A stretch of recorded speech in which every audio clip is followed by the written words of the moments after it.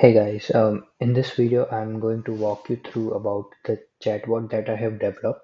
So this chatbot is basically developed to answer your queries related to AWS Compute. So basically this chatbot is created using the FAQs of AWS Compute. So you can find the AWS Compute FAQs. So what I have done is I just scraped all these AWS Compute FAQs and save it into a CSV file, then converted it into embeddings and then provided it to LLM for context retrieval. So this is how chatbot looks and this is the user interface. Now let's quickly walk through the architecture of the project. So this is the architecture. For the data collection, I have scraped AWS Compute FAQs from the AWS website and then perform some pre-processing for removal of unwanted queries and unwanted substances. Then uh, the scraped FAQs are converted into embeddings. For converting into embeddings, I have used Jina Embeddings API. So according to Jina Embeddings, they are on par with OpenAI embeddings according to them. So for embeddings, I have used Jina Embeddings. Then for storing these embeddings, I have used Pinecone Vector Store. So you can find this vector store here, and as you can see, AWS FAQ is the index that is already created, and it has been provided with the answers and the questions and the categories and subcategories to which it belongs to. Then coming to the chatbot architecture, here is the chat interface. So this is a very basic chat interface that I have developed with Streamlit, and the main function that is happening is this one. And I have converted all this thing into a graph service, which you can find in my project.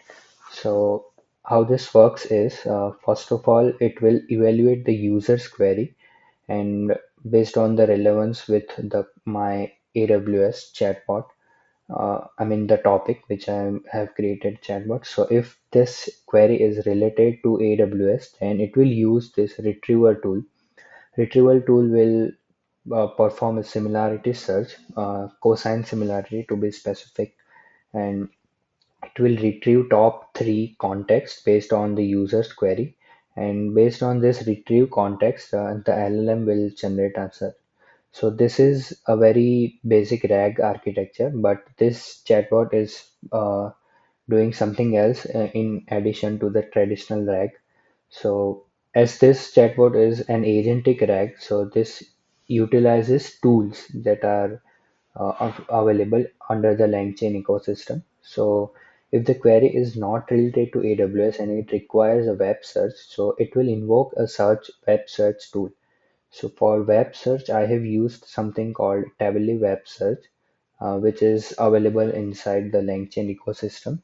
So it will route the user's query to Tably Web Search tool, and it will search the internet and retrieve the context from the internet. And based on this retrieve context, LLM will again generate the response.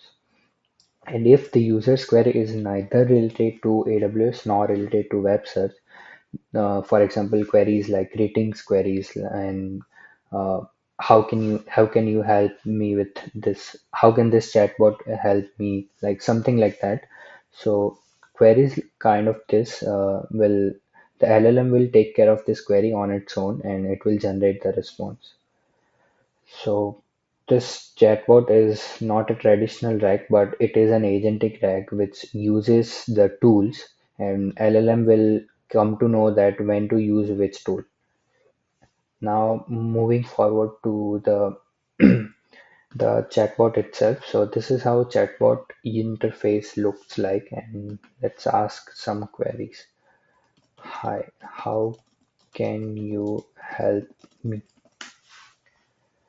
So this query will be taken care by LLM itself. And here I have used OpenAI's 3.5 Turbo LLM. So yeah, you can see here, hello, I can help you with a wide range of tasks, whether you need information with assistant, research, answers to the question, or guidance of specific topic, feel free to, yeah. Now let me ask to queries related to AWS. So how can I use EC2 with S3?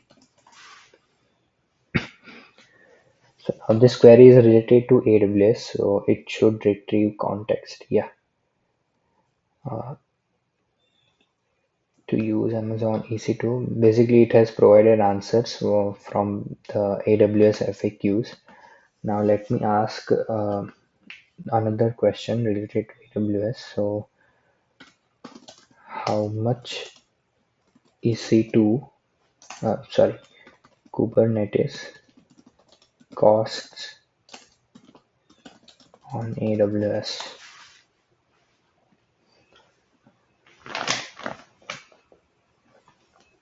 So yeah, it has given the response. You can pay 10 cents per hour for each EKS cluster. Now let's verify this answer.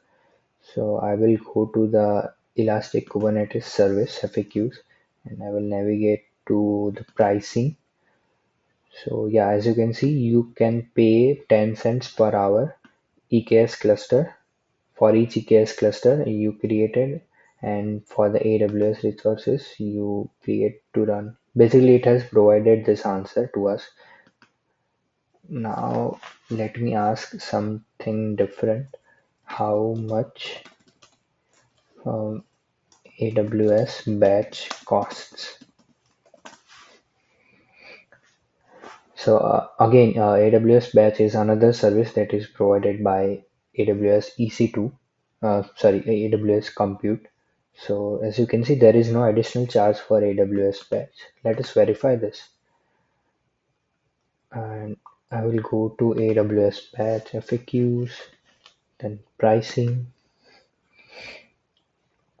So yeah, there is no additional charge for AWS. You only pay for AWS resources.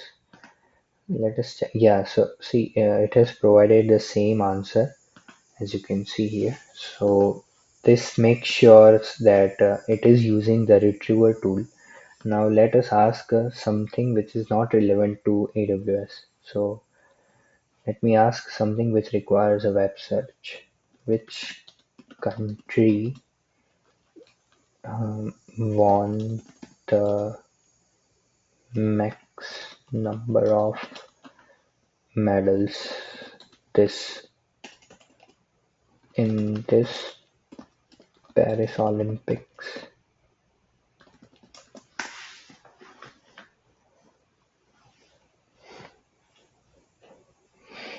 Now it will invoke the retriever tool, the internet search tool.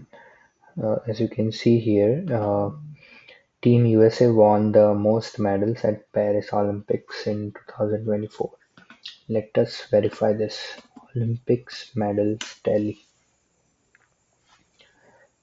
So as you can see here, yeah, USA is the uh, USA is the first one to win this Olympics. Now let me ask something different. What is the current weather in Los Angeles?